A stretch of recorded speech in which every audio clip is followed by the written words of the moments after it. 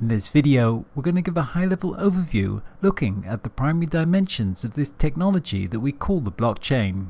We'll first talk about the underlying technology, then the distributed ledgers that this technology supports, then the token economies that can be built on top of that ledger system. We'll only touch upon these topics here to get an overview before going into them in more detail in future videos. On its most basic level, the blockchain is a new class of information technology that combines cryptography with distributed computing, both of which have existed for a number of decades. It was the genius of Satoshi Nakamoto to combine them in new ways, to create a model where a network of computers collaborate towards maintaining a shared and secure database. As such, we can say the blockchain as a technology is simply a distributed, secure database. This database consists of a string of blocks, each one a record of data that has been encrypted and given a unique identifier called a hash. Mining computers on the network validate transactions, add them to the block they're building, and then broadcast the completed block to other nodes so that all have a copy of the database. Because there is no centralized component to verify the alterations to the database, the blockchain depends upon a distributed consensus algorithm. In order to make an entry onto the blockchain database, all the computers have to agree about its state, so that no one computer can make an alteration without the consensus of others. Once completed, a block goes into the blockchain as a permanent record. Each time a block gets completed, a new one is generated. There is a countless number of such blocks in the blockchain, all connected to each other, like links in a chain, in proper, linear, chronological order. The blockchain was designed so that transactions are immutable, meaning they cannot be deleted.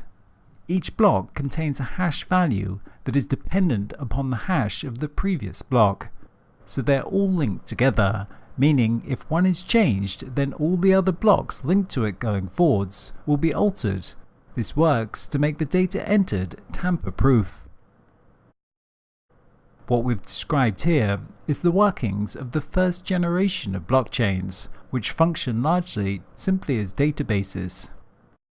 But the technology is currently evolving to become much more than this, as the second generation already provides the capacity to execute any computer code on the blockchain. The system is evolving to become a globally distributed cloud computing infrastructure. And as we'll discuss in a future video, it remains very much a work in progress when seen from this perspective. Blockchain technology works to create a permanent and secure database. This makes blockchains suitable for the storage of a record or transaction that involves value or in some way needs to be a secure and trusted source of information. These secure, distributed records are called distributed ledgers. A distributed ledger is a consensus of replicated, shared, and synchronized digital data geographically dispersed across multiple sites, countries, or institutions without centralized administration or centralized data storage, being maintained instead by a distributed network of computers.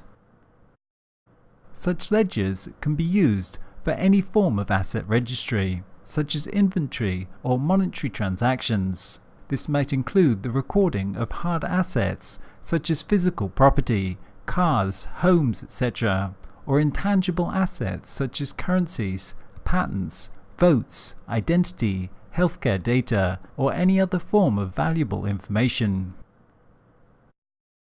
This distributed ledger technology enables us to replace a multiplicity of private databases within each organization with one shared database that is trusted and accessible by all parties involved. In this respect, the blockchain enables trust between parties that may otherwise not trust each other. The results greatly strengthen our capacity for collaboration between organizations or between individuals peer-to-peer, without dependency on third-party centralized institutions. Likewise, they result in transparency and many other efficiencies.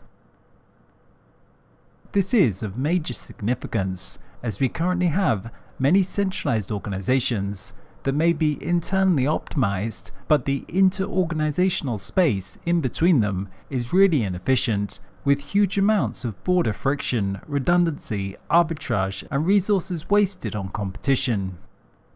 By enabling trusted inter-organizational networks, these ledgers enable the formation of organization and collaboration where previously there was none, such as across whole supply chains, or for different healthcare providers to collaborate around the patient's needs, or for different transport providers to collaborate in delivering an integrated logistics network. Likewise, second-generation blockchains offer the possibility to automate the workings of these networks through what we call smart contracts. Smart contracts are computer code that is stored inside a blockchain, which encode contractual agreements. These smart contracts are self-executing contracts, with the terms of the agreement or operation directly written into lines of code, which are stored and executed on the blockchain. Like normal computer programs, these containers hold algorithms that take an input of data and, depending on the value of the input, trigger certain events.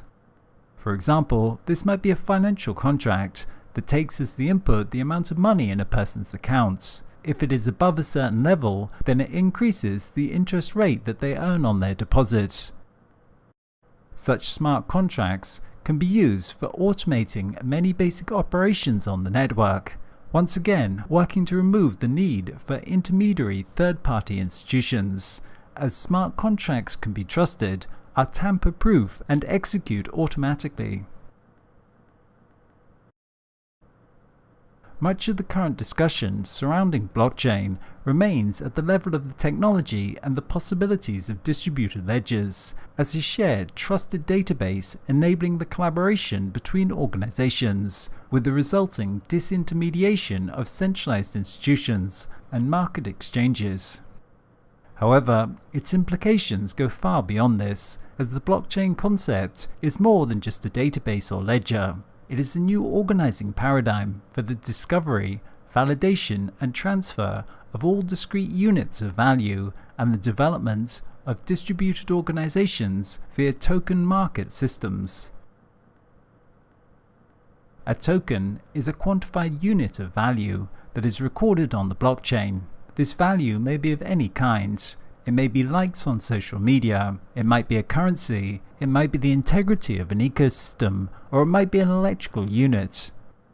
Token networks consist of a network of independent nodes that act autonomously, but through incentive structures and the signaling system of the market, self-organize to create emergent coordination, and thus a distributed management system.